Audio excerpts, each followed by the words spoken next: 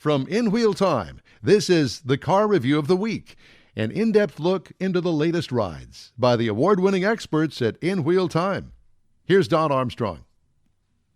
Time now for this hour's car review. 2019 Chevy Blazer is what I got to drive.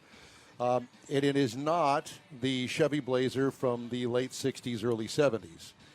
It is not like the C10 truck. It's not that. It looks like a lot of other two-row crossover vehicles, except it has a Camaro flair to it, and I'll get to that in a minute. Available trim levels, the L, the LT, the RS, and the Premier. What did Don have? All join in at the same time. The Premier, all-wheel drive, loaded to the hilt.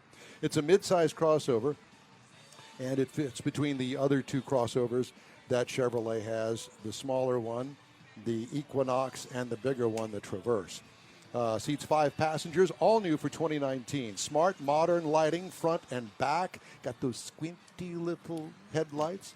Bulging front fenders, upswept C-pillar, which I really think is if you look at it from the side, that is the crowning glory of this. That kind of really separates it from the other mid-size crossovers, and Lord knows every manufacturer on earth makes one now. The grill can be too big for some depending on the trim level. Mine was just right. What I liked about it, the Camaro styling cues. You had to look for them, but you'll see it if you put the Camaro next to it for sure.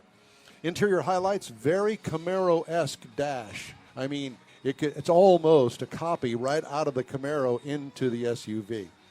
What sets that apart is the fact that the AC vents are down low.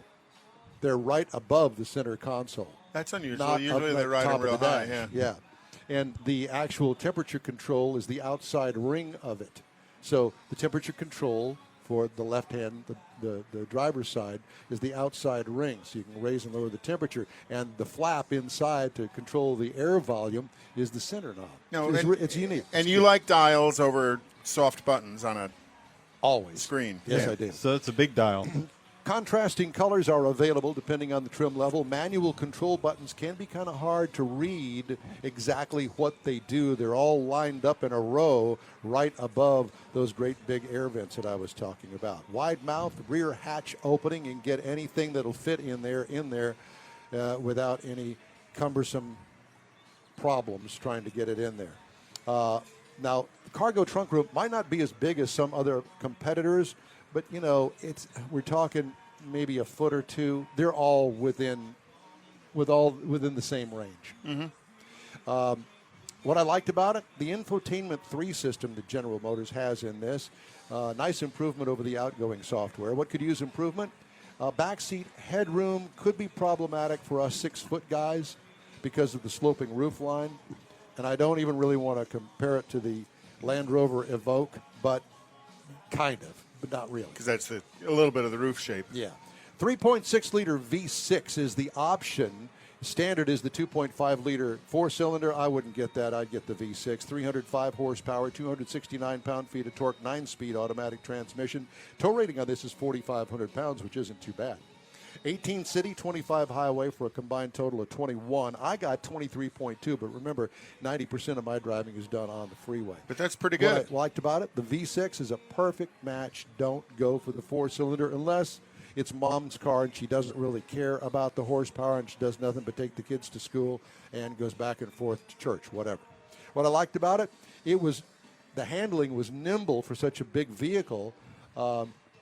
It can be parking lot friendly, but if you're running down the highway, the steering feels heavy. Does that make sense to you? Yep. You're a GM guy. Yeah, because they can adjust the steering feel electronically, and they do that a lot of times electronically, is they'll adjust the amount of tension it takes to turn the wheel at different vehicle speeds. Yeah, I wouldn't over-assist it like some, old Buick Roadmaster or something. Correct. But it could be a little bit lighter.